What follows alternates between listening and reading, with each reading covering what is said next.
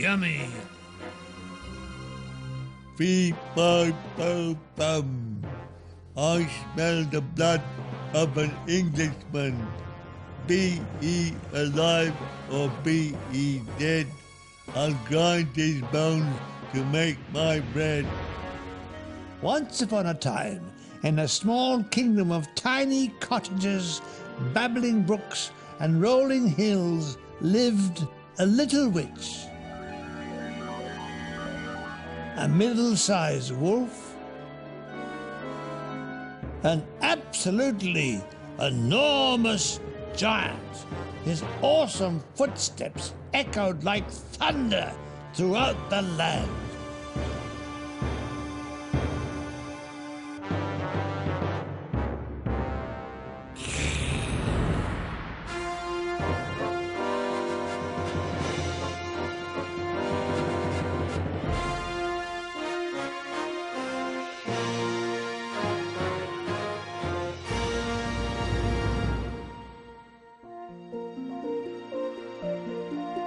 Many years ago, there was a very fine cathedral that stood in the ancient city of Nottingham.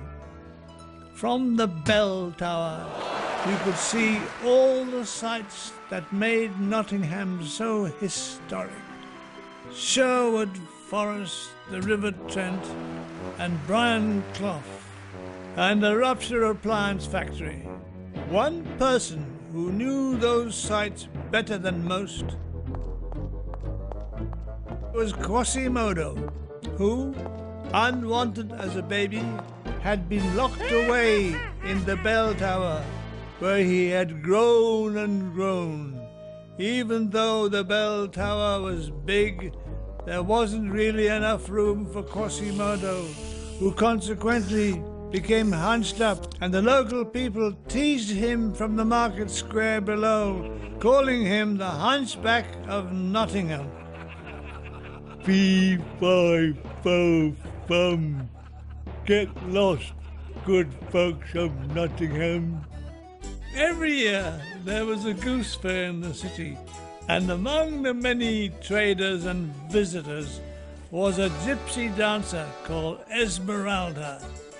Her wonderful dancing captivated the local prince, who had come to the fair to present the prizes in the archery competition.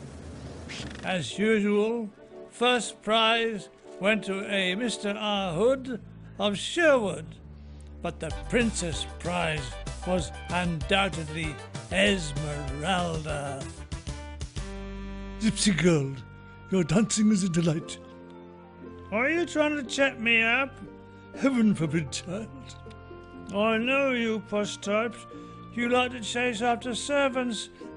And with her Romany instinct, Esmeralda had got it exactly right. He was always dashing here and dashing everywhere.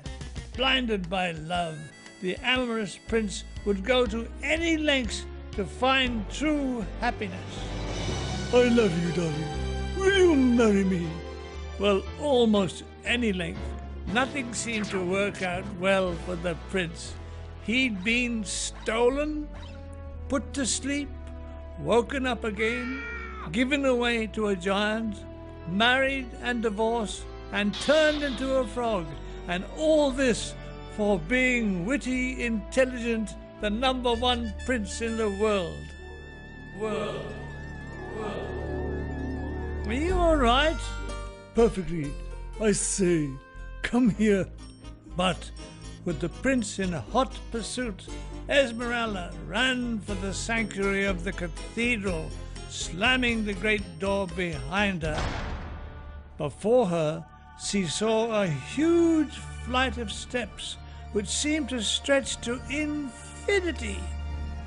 Nervously, she climbed up and up until she stood before a great oak door. With all her nerve and her strength, she pushed it open. Oh! Don't be frightened. I only want someone to help me. But I'll help you if you promise not to hurt me. I promise, said Quasimodo.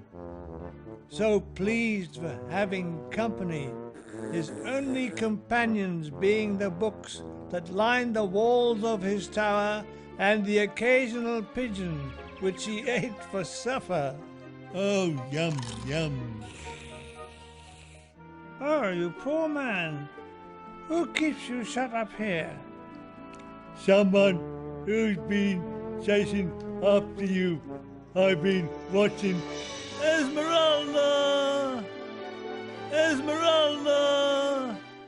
That man. I'm coming to rescue you, Esmeralda, said the prince, who had hired the services of a certain Mr. R. Hood. Leave things to me. The prince, who was an expert abseiler, climbed up the tower.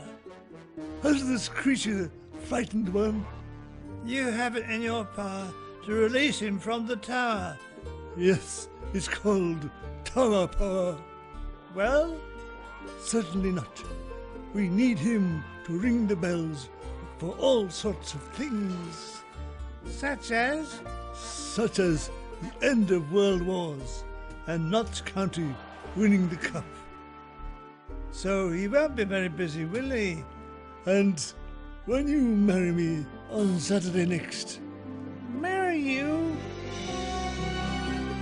But I wanted to marry you, darling.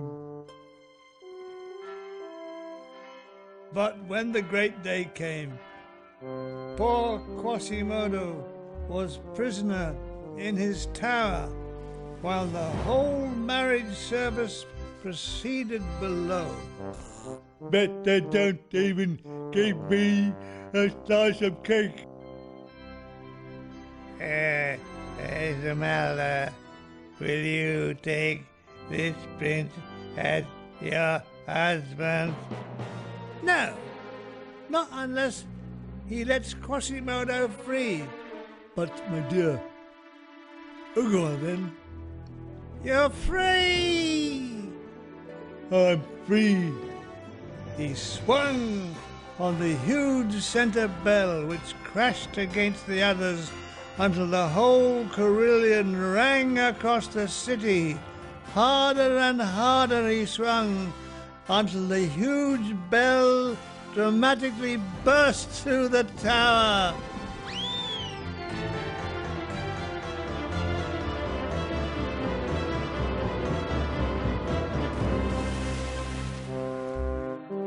Anybody gonna tell? You'll be hearing from the Archdeacon in the morning. The prince was married to Esmeralda, but they were held up on their way to the honeymoon in Mansfield by one Mr. R. Hood, archer and robber of the rich, to give to the poor, and left them skint. They're cute, crazy, and coming our way. Watch out, there's cannibals about. Up